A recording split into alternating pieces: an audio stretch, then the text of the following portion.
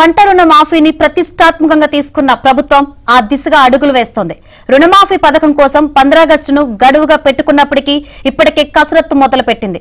2 లక్షల దాకా ఉన్న రైతుల పంట రుణాలను ఒకేసారి మాఫీ చేసేందుకు ప్రత్యేకంగా రైతు సంక్షేమ కార్పొరేషన్ ఏర్పాటు చేస్తామని ఇప్పటికే సీఎం రేవంత్ రెడ్డి ప్రకటించారు. ఈ కార్పొరేషన్ ఏర్పాటు దిశగా కార్యాచరణ ప్రణాళికపై ప్రభుత్వం దృష్టి పెట్టింది. రాష్ట్ర వ్యాప్తంగా రైతుల పంట రుణాలను ఒకేసారి మాఫీ చేయాలంటే సుమారు 32,000 కోట్లు కావాలి. ఒకేసారి ఇంత పెద్ద మొత్తం ఖజానా నుంచి సమకూర్చడం అంటే కష్టం. అందుకే ప్రత్యామ్నాయ మార్గాల్లో భాగంగా సర్కారు FWC ఏర్పాటు ఆలోచన చేసింది. ఈ కార్పొరేషన్ కు ఆదాయ మార్గాలను చూపించి రుణమాఫీకి అవసరమయ్యే 32,000 కోట్లను కార్పొరేషన్ పేరుతోనే బ్యాంకుల నుంచి ఒకేసారి అప్పుగా తీసుకోనుంది. ఆ నిధులతో బ్యాంకులు సహకార సంఘాల్లో 2 లక్షల దాకా రైతులు తీసుకున్న పంట రుణాలను ఏకకాలంలో మాఫీ చేయనుంది. మాఫీ కోసం తీసుకున్న 32,000 కోట్లను వాయిదాల పద్ధతిలో బ్యాంకులకు ప్రభుత్వం చెల్లించనుంది.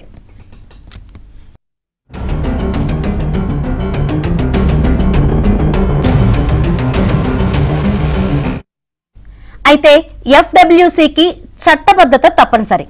అందుకే అసెంబ్లీలో బిల్లు ప్రవేశపెట్టి ఆమోదం తీసుకొని కార్పొరేషన్ ని ఏర్పాటు చేసి చట్టబద్ధత కల్పిస్తారు. రుణమాఫీ కోసం తీసుకున్న అప్పును నెలవారీ వాయిదాల్లో 10 నుంచి 15 నెలల్లో కార్పొరేషన్ ద్వారానే బ్యాంకులకు సర్కార్ చెల్లించనుంది. ఇందుకు హామీగా ఎక్సైజ్, రిజిస్ట్రేషన్లు, వాణిజ్య పన్నుల రూపేణా ఆదాయాన్ని చూపనుంది. కాంగ్రెస్ పార్టీ ఎన్నికల మేనిఫెస్టోలో 2 లక్షల రుణమాఫీ పథకం అత్యంత కీలకమైంది.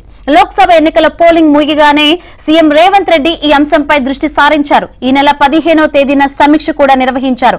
రుణమాఫీకి సంబంధించి రాజస్థాన్, మహారాష్ట్ర సహా ఇతర రాష్ట్రాల్లో అనుసరించిన విధానాలపై అధ్యయనం చేయాలని అధికారులను రేవంత్ ఆదేశించారు.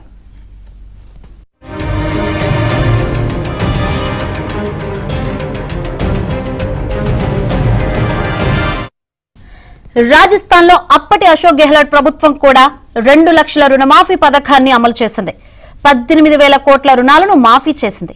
అయితే అక్కడ 5 ఎకరాల వరకు పరిమితి విధించుకొని అమలు చేశారు. 2014లో ఏపీలో అప్పటి ముఖ్యమంత్రి చంద్రబాబు ప్రభుత్వం రైతు సాధికార సంస్థను ఏర్పాటు చేసి రుణమాఫీ ప్రక్రియ చేపట్టింది. ఆ తర్వాత ఏర్పడిన వైసీపీ ప్రభుత్వం కూడా SDC ఏర్పాటు చేసి రుణమాఫీ పథకాన్ని అమలు చేసింది. రేవంత్ కూడా రుణమాఫీ కోసం ఈ పంథాలోనే ఆలోచన చేసి FWC ఆలోచన చేశారు. కాగా ఆగస్టు 15 వరకు రుణమాఫీ ప్రక్రియ పూర్తయితే ఖరీఫ్ కోసం రైతులకు కొత్త రుణాలు తీసుకునే అవకాశం కలుగుతుంది.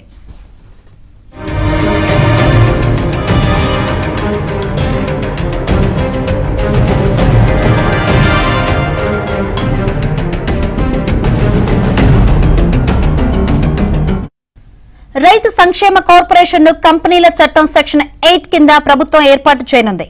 లాభాపేక్ష లేని కార్పొరేషన్ ఏర్పాటు చేయడానికి సెక్షన్ 8 ఉపయోగపడుతుంది. రైతు సంక్షేమం, వ్యవసాయ రంగం అభివృద్ధిని కారణాలుగా చూపించి కార్పొరేషన్ ఏర్పాటు చేస్తారు.